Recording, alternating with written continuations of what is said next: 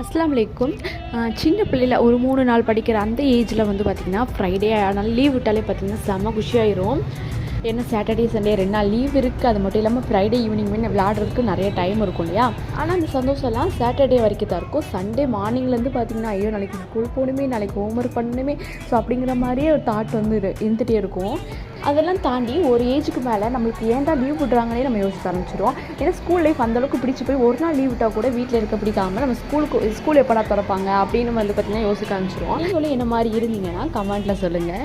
அன்றைக்கி morning breakfast வந்து பார்த்திங்கன்னா தோசை லெஃப்ட் ஒரு சாம்பார் இருந்துச்சு. சரி அதை வச்சே ஒப்பிச்சு விட்டுலான்னு நினச்சேன்.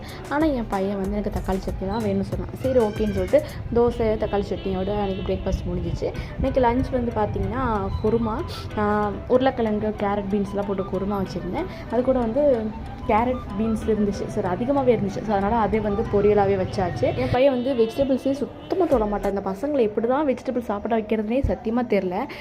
வெங்காயம் தக்காளி சேர்த்து செஞ்சால் தான் எனக்கு பிடிக்கும். ஆனால் என் பையனுக்கு வந்து வெங்காயம் தக்காளி இந்த மாதிரி எதுவுமே ரொம்ப ப்ளேனாக தான் வேணும்னு சொல்லி கேட்டுதான். ஸோ அதனால் 2 எக்கு வந்து இந்த மாதிரி ஸ்க்ராம்பிள் பண்ணிட்டு அதில் பெப்பரு சால்ட் மட்டும் போட்டு கொடுத்துட்டேன். அன்றைக்கி எங்கள் வீட்டில் இதான் லஞ்ச் மெனு. உங்கள் வீட்டில் என்ன லஞ்சுன்னு கமெண்ட்டை சொல்லுங்கள். இதே மாதிரி வீடியோஸ்க்கு நம்ம சேனலை சப்ஸ்கிரைப் பண்ணிக்கோங்க. தேங்க்ஸ் ஃபார் வாட்சிங்.